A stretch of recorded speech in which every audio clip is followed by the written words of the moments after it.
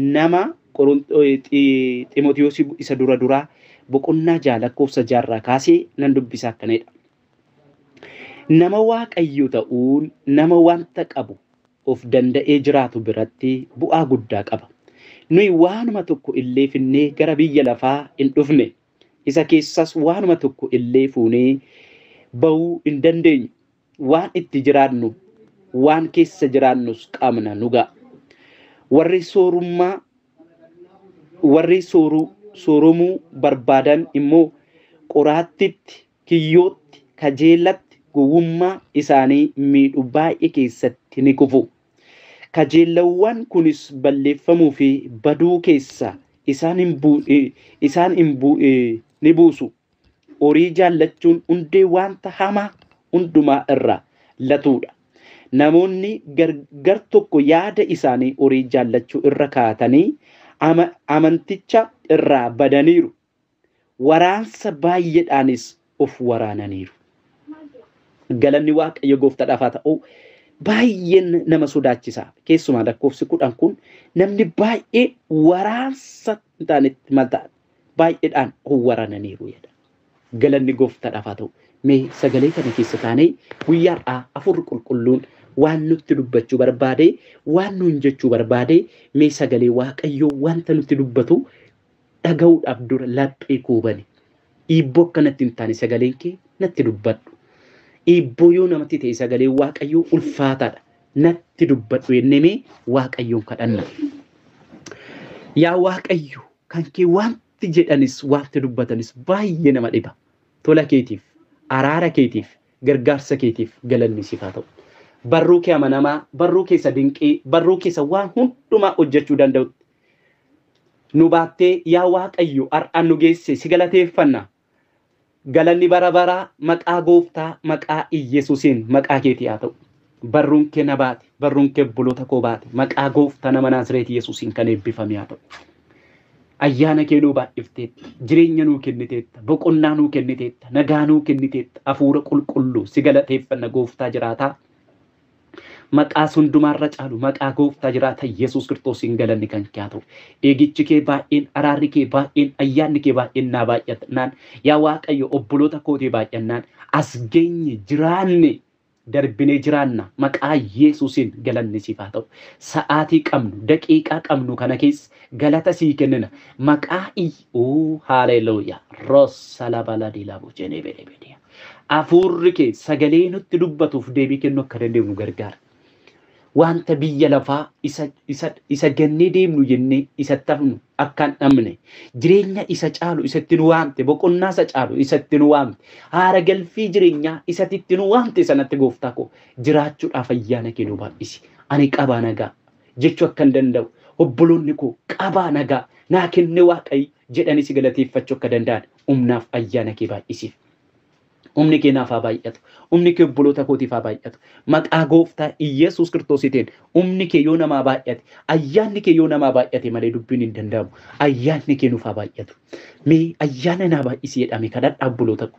Ayyaanni birrii caala, ayyaanni qabeenya caala, ayyaanni hundumaa caala. Waraansa amma sagalee Waaqayyo jedhu kan jireenya namoota baay'eerraa waa buqqisa Waaqayyo. Maqaa Gooftaa nama Naazreetii Yesuusiin qabeenya ilaalanii, akkaawuntii ilaalanii, nagaa warra dhaban, warra eebba hin eebbifamne jedhanii Waaqayyotti gunguman waraansa jireenya isaanii keessaa Hafuurri Qulqulluun buqqisuu barbaada. Mee isa ulfina keetiin ta'an Gooftaa koo waraansa ulfina keetiin ta'an narraa buqqisedha. Qabeenya jaallachuu waan biyya lafaa kanatti ofiinee ayyaana Waaqayyoo isa caalu, jireenya Waaqayyoo isa caalu, nagaa isa caalu, boqonnaa isa caalu dhabneerra. Kanaaf itti obboloota koo har'a namni baay'een nan qaban jedhuun qabu malee garuu nagaan qabuudha, qabeenyaan qabuudha, qabaa jechuu dadhabe namni baay'een maqaa Yesuusiin Hafuurri kun jireenya keenyarraa cabu. Bara keenyarraa cabu, arraba keenyarraa cabu, jireenya keenyarraa cabu.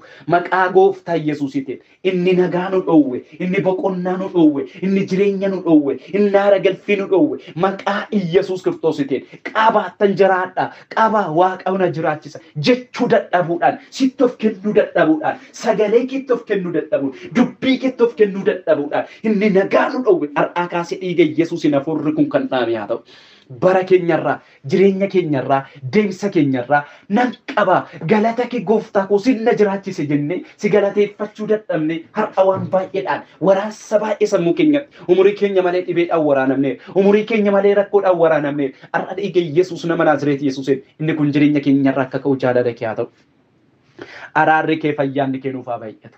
Guyyaan atiif kan ba'an ergamoonni seexanaa nagaa dhalootaa qabeenya tirkisuudhaan waan garagaraa gochuudhaan nagaa dhaloota baay'eerraa jireenya isaanirraa nagaa kan fuudhan maqaa gooftaa Yesuusiin kan waraanaman ta'an humni kee ayyaanni kee inni fuura jallootaa deegu jidduu keenyaa deddeebi'u nu gargaari ulfina kee nutti argisiisi ayyaanniif humni kee nuuf haa baay'atu maqaa gooftaa maqaa Yesuusiin ameen.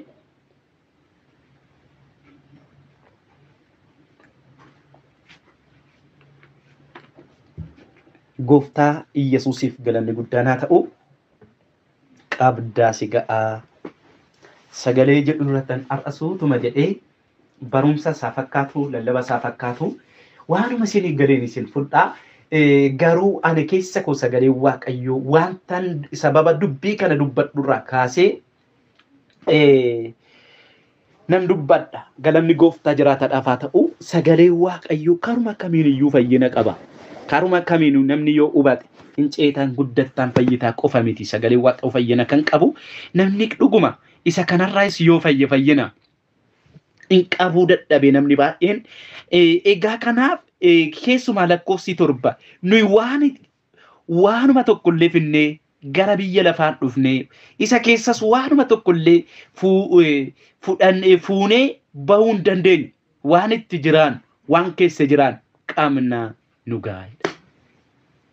Eenyutu isa kaneedhe jecha kana ergamoota Waaqayyoo jedhe moo namoota Waaqayyoo namuma akka koof akka keessan foon uffitetu jedhe meesa kana mee gaafii xiqqoo kana daqiiqaa murtaa'e keessa keessanitti yaadaa har'ame maal finnee dhufnee maal fuunee deemnaa maa cinqamna maa boqonnaa dhabna umurii malee amiroo cinqatiidhaan qabamne namni baay'een nitu umurii isaa malee kulaaliitiidhaan dhukkubsataa sammuudhaan dhukkubsataa jireenyatti dhukkubsataa isa kamiif cinqamnaa isa kamiif boqonnaa dhabnaa isa kamiif nagaa of dhoowwina isa kamiif jireenya of dhoowwina isa kamiif cinqamnamee obboloota koo namni yaadee sagalee Waaqayyoo kana taa'eetti yaadee qaba nagaa namni jedheen jira maal fiddee dhufte maal fuutee deemta mee dhuguma isa dhugaa namni waa hunduma caala warqeedha jaallata gaafa duute warqee keessirraa baasu kana beeki fuuteen deemtu fuuneen deemnu obboloota koo kanaafiti har'aa nagaa yaa Waaqayyoo galata kee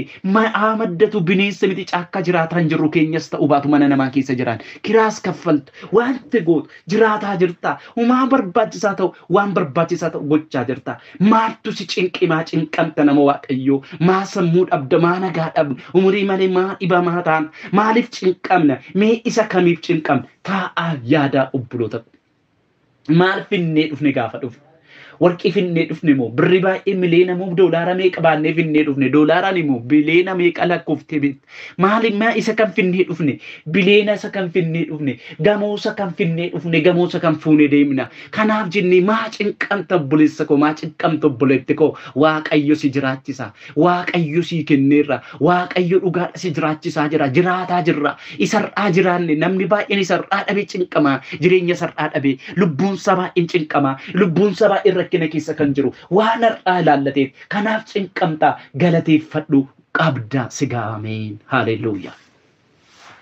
Bakka isa kanan naa galee ana kanaaf warri qabeenya barbaadan soorummaa warri barbaadan waanuma biyya lafaa kan waanuma har'atti mul'atu kan waanuma har'a ijatti argamtu kan maaliif namummaa foonii cimsu waan muraasaaf nama gargaara namni baay'een hafuura isaa ajjeesee nagaa isaa ajjeesee tokkummaa Waaqayyo wajjin qabu ajjeesee waanuma biyya lafaa qabachuudhaaf kaataa garuu sagalee Waaqayyo akkanedha sagalee Waaqayyo Xiimotewos dhuma isa dura boqonnaa 4:8tti namummaa foonii cimsuu fi of qopheessuun wanta muraasaaf nama gargaara nama Waaqayyo ta'uudhaaf of qopheessuun garuu wanta baay'eef nama gargaara jireenya ammaas inni dhufus abdiin isuma keessa jira isa kam jireenya fuuraa keessa abdiin namni baay'een abdii isaa kan irra kaawwate ija isaa kan irra kaawwate jireenya isaa kan irra kaawwate isa biyya lafaa kanarra inni biyya lafaa kun kan keenya miti Jaallattus qabaadhu, makiinaa qabaadhu, lafa qabaadhu, mana qabaadhu, waan barbaadde qabaadhu kan kee miti. Har'a garuu namni hafuura isaa dagatee, jireenya isaa boruu dagatee, abdii isaa boruu dagatee, kaayyoo isaa boruu dagatee ishii biyya lafaa kanatti kan of dhiisuu fi maaliif mee taa'atti yaada? Nan qabaa. Sagaleen Waaqa iddoo tokkotti akkanidha. Otoo qabdu hin qabu hin jedhiini jedha. Har'a nama tokko dhuguma otoon ko ummadhe yaa nama nana oolchee baay'ee rakkina keessa jira jedhee wayyoo anoon qabu maatiin ko akkana ta'anii aniyyuu akkana ta'ee mana jaaree jalanii sifne mana jaaree dallaatti ni jaaree mana jaaree hin garabsiifne mana jaaree akkana hin goone aniyyuu akkana hin taane akkas birrii namaan irra jira huqubiin kaffalaa kanaaf hin qabu jedhe. Yaa buloota ko sagalee Waaqayyoo mee gurratti qabaa dhagaa maal jedha otoo qabdu hin qabu hin jedhiini jedha. Qabda har'ammoo asitti dhufanii hirgamoonni Waaqayyoo kan duuka buutonni akkanidhaan waan itti jiran waan keessa jiran qabna nugaa mee takka jecha kana abbaa qabeenyaa miliyoona meeqa qabu addunyaa kanatti warra beekaman nagaa nama jedhu argitanii beektu. Fakkeenya tokkoon isinitti hima. Namni jalqaba utuma lafa bitadhee jedha. Ilaa asirraa kaan utuma lafa bitadhee lakki otoon hojii argadhee irraa kaanume otoon hojii argadheedha. Hojii Waaqayyo kennaaf hojii kennee fi gaafa mana kiraatti galee jedhu maal jechuu jalqaba otoon mana qabaadhee jedha. Gaafa immoo akka tasaa wayi ta'ee lafa bitate immoo wanti godhee lafa bitate otoo mana jaarradheedha. Akkumti otoo mana jaarratee otoo mana fooqii ijaareedha. Otoo mana fooqii ijaaree otoo makiinaa bitadheedha. Otoo makiinaa bitatee otoo jedhu du'a namni. Nagaatoon jedhin du'a. Nagaatoon jedhin hin du'in. Dhugaan sitti hima. Gaafum tokko mee Waaqayyo sitti haa gammadu. Afurri Waaqayyo nutti haa gammadu. Koottaa mee firoottan koo nagaa jechuu dandeenya. Dhuguma ayyaanni Waaqayyo taa'ee gaafan kutaa kana dubbisu ayyaanni Waaqayyo akkamitti baay'atee fi waa'ee badhaadhummaa yookaan waa'ee qabeenya biyya lafaa otoo barsiisuu kan jedhan. Kanaaf maal finnee dhufne maal baannee deemna maal keessaa fuunee deemna waan itti jiraannu qabna. Har'a dhugaan isinitti hima. Amma barbaade kaffalus giraa kaffalu mana keessan jiraadha haalan jiraadha. Garuu yooman mana kiraa kana keessaa ba'a jedha ofii kooti aan. Maaliif innaa jinni naanna'ee dhufu innaan ji'a tokko kaffalee utoon hin beekin jinni deebi'ee gaafa natti dhufuun wayyoo otoon mana kiraa kana keessaa baheen jedha. Afurri qulqulluun natti dhufee garuu kana naan jedhe sigaa kan jedhu kutaa kana afurri qulqulluun keessaa koo fide. Hin qabuun natti mul'ata. Inni gaafa mul'atu sagaleen kun naa dhufe bakka nan boqadhe maalum guyyaan waamicha koo ga'ee har'atoon gara abbaa koo deemee gammachuu guddaa qaba. Waan biyya lafaa hir'anni biyya lafaa natti baay'atus dhaabus isa caalu ayyaana isaa qaba. Bakka inni kun naaf gaadha. Kanaaf har'a wanta biyya lafarraa ija koo kaafadheen akkati biyya lafarraa jakee kaafattu sitti maal? Cinqamtee maal fidda dhibee malee? Cinqinni keenya maal fida? Dhiphinni keenya maal fida? Har'aa nu cinqamnee dhugaan isinitti hima cinqamni keenya waa fiduu hin danda'u. Gooftaaf galannaa ta'uu Waaqayyuma kanatu na guddisee na barsiisee iddoo kana na qaqqabsiise malee teoloojii koo gaafan baradhu waldarraa mindaan qabu tarii magaalaa Finfinnee keessa naannoo Jamoodha Sarbeetii kan jedhamu. Too Meeksikoo hin qaqqabin Sarbeetii tan baradhan ture. Lafa har'a taaksiin har'aa birrii 15 birrii 20 fudhattu jechuun salphaa miti egaa taaksiin jechuudha. Amma kana miilla kootiin deemee baradha. Waan itti nyaadhu dhabee buskuutii birrii 5 yeroo birrii 2 yeroo sanaa har'a birrii 10-15 ta'e malee buskuutii birrii 2 bitachuu dadhabee gaafaan agabuu olee buluu jira. naajjeesedhe gaafa waaqayyo kadhadhe naajjeesuu gaafa dadhabu mee silaa ta'e waaqayyo naajjeesuu dadhabeedhe makiina jala of buusa. Makiinaa jala gaafa of buusu makiinaa akkamitti akka namichi sun fireenii qabe hin beeku. Makiinaan naajjeesuu jedhee nama makiinaatti tuu makiinaan saffisa guddaarra jiru itti of darbadhe naajjeesuu hin dandeenye jechuudha. Kun hundinuu sababii dhabaati. Kun hundinuu sababii dhabarraa kan ka'e jechuudha yaa firoottan. Har'aa garuu galata waaqayyoo seenaa sana waaqayyoon irraa jijjiirara. Gaafin jiraatus wanti barbaadu jechuudha. Maafan cinqama, maalan fida, maalan fuudhee si deema. Maaf lubbuun koo cinqamti isa jedhu taa'ee yaada jechuudha. Kanaaf har'ame namoota waaqayyoo dhugaadhamee taa'aa yaada maal finnee dhufne maal fuunee deemna. Kanaaf waan keessa jiraannu jechuun kan namaas haa ta'u kan keenyas haa ta'u qaamna. Waan itti jiraannu qaamna. Nugaa. Daabboo nyaatee inni bulus. Qurxii gaarii nyaatee inni bulus. Biifee garagaraa nyaatee inni bulus. Wanta nyaata sadarkaa ishee eeggatte nyaatee bulus. Uumaa dhabee bishaan dhugee agabu bulus. Uuma lafti bariitiif hundaafuu jechuudha. Garuu har'amaaf cinqamna. Namoonni baay'een dhugaadha dhiphinaatti sammuu keessan akka cinqamaa jiru waan afurri qulqulluu na gochiiseef har'a isa kana sinitti. Kanaafiti har'a namni baay'een qabaachuu dadhabuurraa kan ka'e jedha. Keessumaa lakkoofsi 10 horii jaallachuun hundee waan hamaa hundumarraa latuuti jedha. Birrii jaallachuutti ofiidhuun hundee ammeenyaatti ofiidhuudha. Hundee ammeenyaa waan hundumtuu kan irraa latu. Namni gar tokko yaada isaa horii argachuu irra kaa'atanii amanticha irraa badaniiru. Waraansa baay'eedhaanis of waraananiiru. Maatiyos 6 lakkoofsa 19 akkanidha. Iyyesuus ammoo badhaadhummaa ofii keessaniif lafa irratti iddoo bilii fi daana'uun nyaatu hattuun cabsatee iddoo hatuutti walitti hin qabatinaa.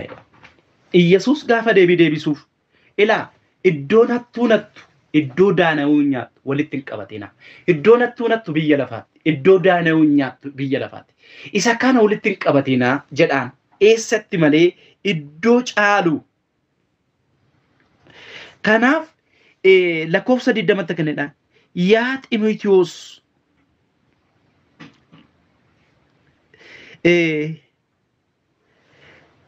kana badhaadhummaa walitti qabatanii jireenya dhugaa harka isaanii keessa galfachuudhaaf bara dhufu ijaarsa jireenya sanaaf hundee gaarii ni kaawwatu jedha. Garuu har'aa namni baay'een jireenya isaa keessatti Maatiyos boqonnaa 6 lakkoofsa 20 keessatti iddoo hattuun hin nyaannetti walitti qabadhaa. Iddoo kam? Iddoo hattuun hin nyaanne. Garuu badhaadhummaa ofii keessaniif waaqa irraatti iddoo biliin yookaan daana'uun hin nyaannetti hattuunis cabsee iddoo hin annetti walitti qabadhaa. Garaan kee lafa badhaadhummaan kee jiru hin hidhamaa. Har'a namoota baay'ee yaadni namoota baay'ee sammuun namoota baay'ee eessatti hidhame yoo jennu waan biyya lafaa kanarratti.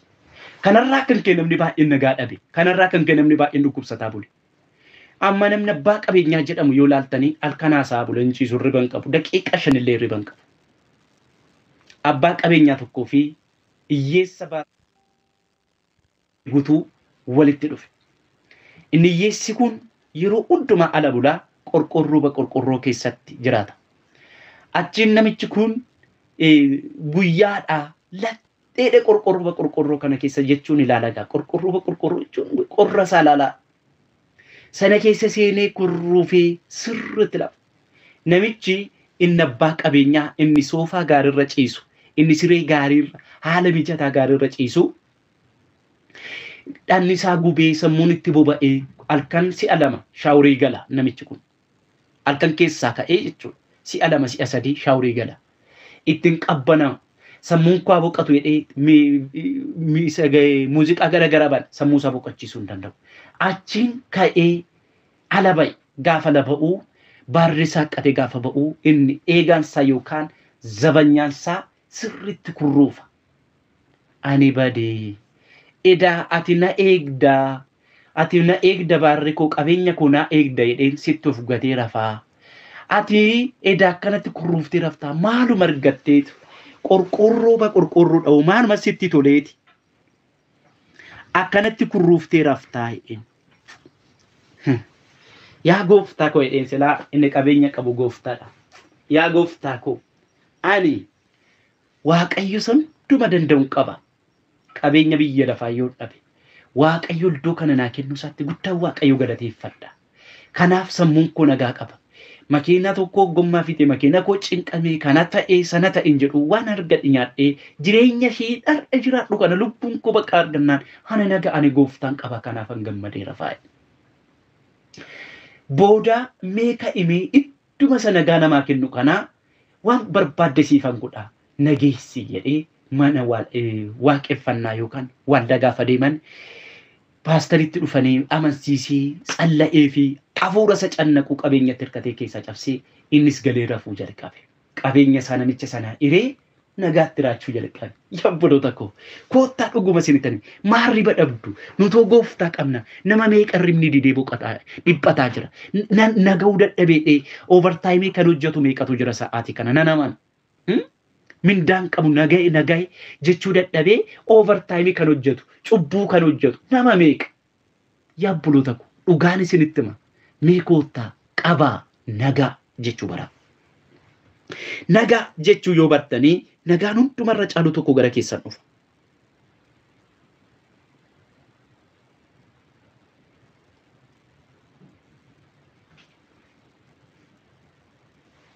Kanaaf qabeenya hundumarra caalu Waaqayyo nuu kenneera.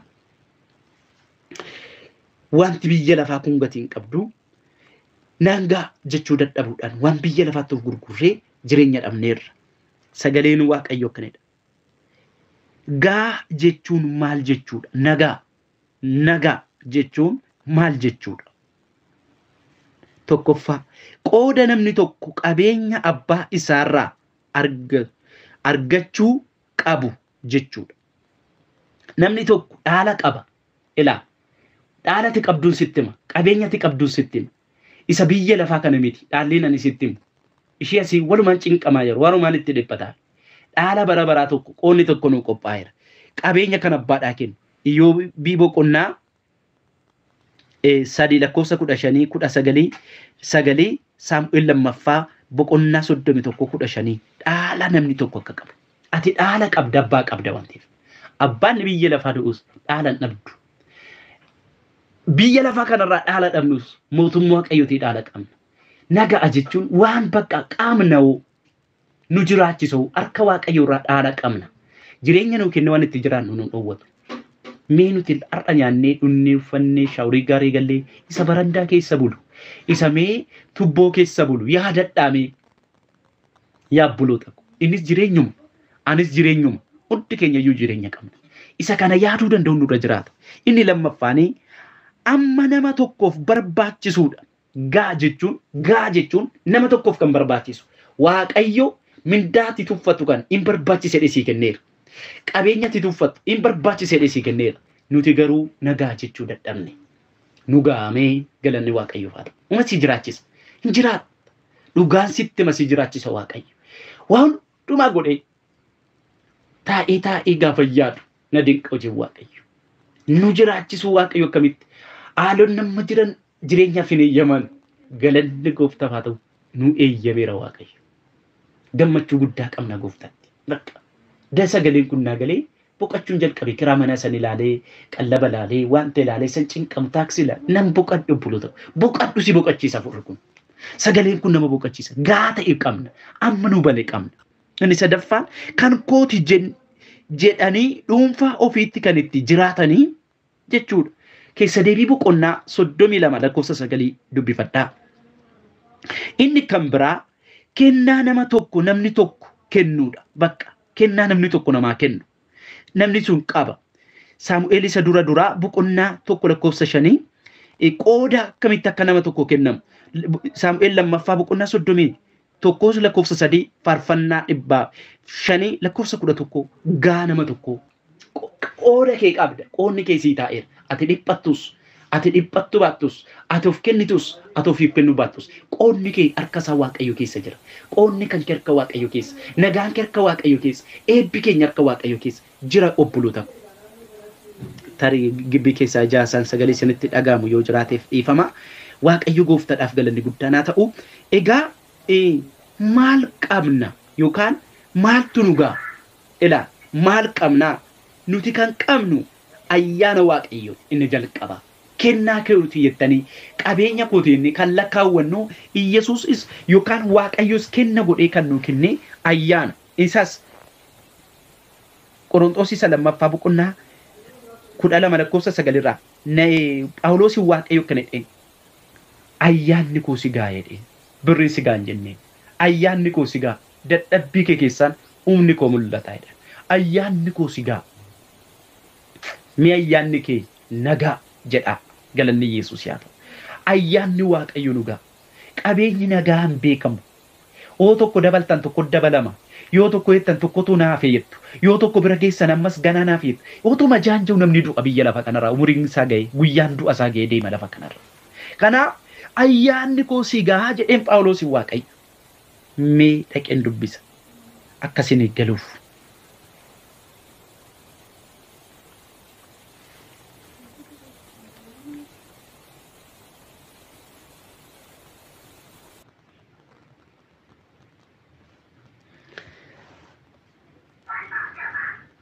Inni garuu ayyaanni koo si ga'a humni koo dadhabbii kee keessan akeeka isaa ni raawwata naan jedhe humni Kiristoos ana bira akka buufatuu fi dadhabaa ta'uu kootiin hundumaa irraa caalchisee gammachuudhaan of nan ajaja. Egaa Kiristoosiif jedhee dadhabbiitti, salphinatti, rakkinatti, ari'atamutti, gidiraatti anatti ni tola. Yeroo dadhabuttis nan jabaadha. Galanni Waaqayyoof haa ta'u. Maalidhaa? Ayyaanni koo si ga'a jedhe. Nuyi kan qabnu ayyaana Waaqayyoo obboloota. Ayyaanni Waaqayyo nama jiraachisa. Ayyaanni Waaqayyo nama gargaara. Ayyaanni Waaqayyo du'aa bayii jiru hunduma keessatti harka nama qaba. Inni nagaa jennu qaba jennee kan lakkaawwannu ayyaana isaati. Inni kan ormaati. Bilbila mee yaadadhaa. Takkaattuun innaa nama attuun isinirraa fudhatee jedheen ayyaana. Ani kanan dura piyaasatti meeshaa wayii bituu deemee 4,700 akkan bitetti guyyaa muraasa qabadhee attuun narraa fudhatte. Maan goone bakka nan dhiise jechuudha. Ila argitanii attuu fudhataa jechuudha isa biyya lafaa. Warqii sattuun hin fudhatti. Qabeenya sattuun hin fudhatti. Amma magaalaa Finfinnee keessa konkolaataatu jalqaban. Konkolaataa nama meeqatu na jalaa badee jedhee bo'aa jira. Gaazexaa baasee barbaadan hin argamu eessaa fidu. Saleedaa irraa fuudhanii jijjiiru. Bifa shalluu ishee ittiin beekamte tokko hin jijjiiru. Bakka. Waa ishii kanaaf cinqamnaa. Obboloota koo ishee attoonattu. Manamee bubbeen itti bu'ee jigsisuuf kanaaf cinqamnaa. Qabeenyaattuun namarraa fudhattu amma qoricha nama tokko Itoophiyaa keessa birrii namarraa fudhataa jiru. Waan akkaawuntii irraa qabdu hundumaa lakkoofteetti kennita. Baafteetti kennita. Inna baaftuu of hin beektu, inna lakkooftu of hin beektu, inna bakka harka isaanitti sarakabdee inna isaan biraan beektu of beektaa bakka feente naqala namni baay'ee nama meeqan maraataadha. Kanaaf nagaa nuti kan qabnu maaliin ayyaana Waaqayyooti. Qabeenyi keenya guddaa ayyaana Waaqayyooti malee wanta biyya lafaa miti. Jabina gooftannaa kennuun waan hundumaa gochuu nan danda'a. Phaawulos kan jedhe maalitti hirkateeti? Ayyaana Waaqayyootti hirkateeti. Ayyaanni waan hundumaa nama gargaara. Ayyaanni kun maqaa Yesuus isinaa gargaaru. Ameen. Ayyaanni yoo nama gargaara dadhabbiin humna kennu Waaqayyootu jabina namaa kenna. Kanaaf isa kana hin dagatinaa. Haala hundumaa keessatti kan nama gargaaru ayyaana Waaqayyooti. Egaa ayyaana Waaqayyooti. Namni ayyaana Waaqayyoo qabu hundumarra caala. Galanni Yesuus yaa ta'u. Namni maal qabu? Namni ayyaana Waaqayyoo qabu hundumarra caala. Namootiin baay'een gammachuun isaanii qabeenya ijatti argamu yoo ta'e kan nama Waaqayyo garuu gammachuun isaa ayyaana Waaqayyootiin. Namoonni baay'een qaba kan jedhan wanta ijatti argamu qofaadha. Kanaafuu ayyaanni Waaqayyoo akka qabeenyatti ni lakkaa'an. nus qabee nuuf qabeenyi keenya ijaan argamne kan inni harkaan hin qabatame ayyaana Waaqayyooti. Ayyaana kana qabna. Kan nuti qabnu isa kana. Kanaaf namni nagaa jechuumaa dadhaba.